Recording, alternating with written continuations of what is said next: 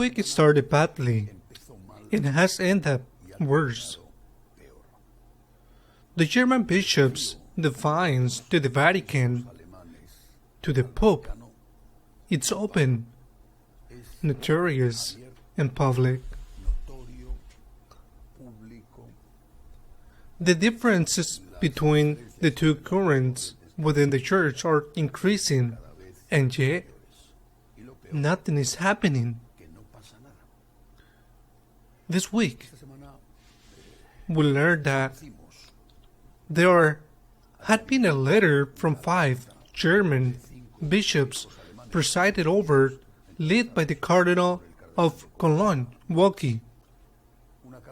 A letter to the Vatican asking for an opinion on whether or not to obey the decision of the German Synod. The Synod was urging the German bishops to implement in their diocese one of its decisions, that in all the dioceses and a synodal council should be set up in which the bishop could be a member, but made up of a majority of lay people.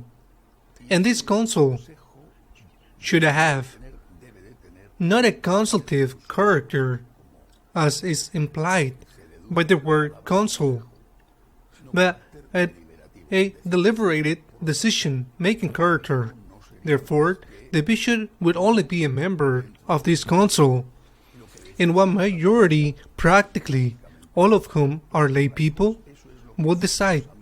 It is what would necessarily have to be applied.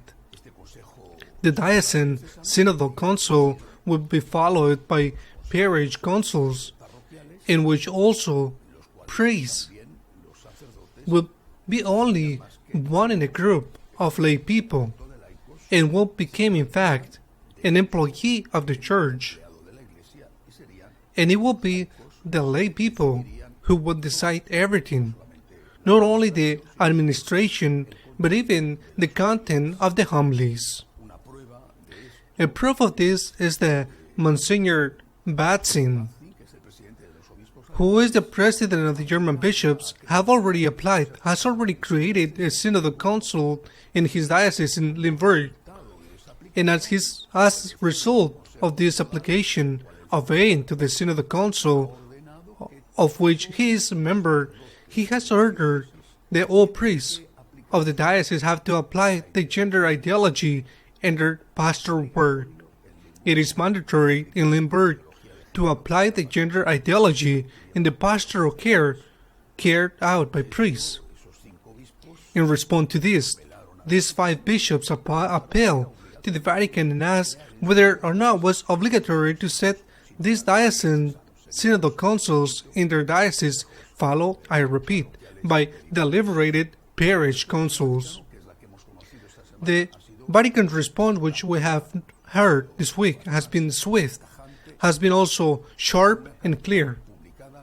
In a letter published with the express authorization of the Pope, 3 cardinals, the same cardinals who had spoke at the time of the ad limina visit to Rome of the German Bishops' Conference, 3 cardinals, the Secretary of the State, Cardinal Parolin, the President of the Dicastery for the Doctrine of the Faith, Cardinal Ladaria, and the President of the Dicastery of the Bishops, Cardinal Ouellet, have signed this letter, I repeat, published with the express authorization of the Pope, in which they prohibit, no advise, they prohibit the creation of these diocesan councils, with authority is above the authority of the bishop, because the bishop is one more in a context where the majority are lay people. They say that this nullifies the meaning of the bishop's mission, the institution of the bishop as a supreme pastor of the church in that diocese, always in communion with the universal church.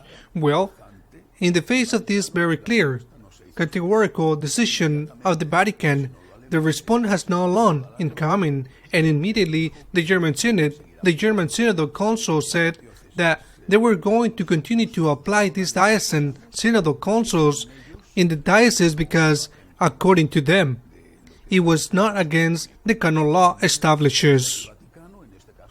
Again, there was a response from the Vatican, in this case, the president of the dicastery for bishops, Cardinal Wallet, where he doubts that this is not against the canon law and says that this is seriously damaging the unity of the Church. Open confrontation, already publicly, disobeying, and norm, publicly, given explicitly by the Vatican. In this context, which has lasted the whole week, the Pope is interviewed by the Association Press, an interview in which the Pope talks about many things: his health, his possibly resignation. He says no. He talks about many things. For example, he also talks about the issue of the homosexuality and says that the exercise of homosexuality, although he talks about homosexuality and not the exercise of homosexuality, he says that homosexuality should be a crime, because there are countries that publish it, but they says always is a sin. Although he says that it's always a sin, he takes for a fact the exercise of homosexuality is always a sin. Certainly, this goes against the gender ideology that is already being applied.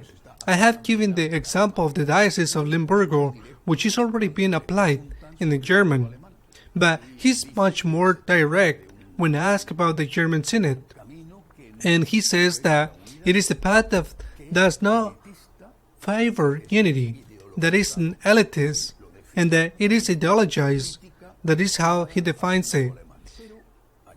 It is therefore a clear criticism of the German Synod, but he adds that he considers the German bishops have good intentions, and most of all, he says that dialogue must continue. This is the key. This is the core of the problem. It is time to take decision in the face of an open and clear disobedience, as for example, two German cardinals, Cardinal Müller and Cardinal Brandt Müller, claims. It is time to take decisions in applying canon law against those who disobey, or it is time to continue to give dialogue a chance, with the risk that this becomes a tacit permission to carry out things that are forbidden and that will be very difficult to reverse.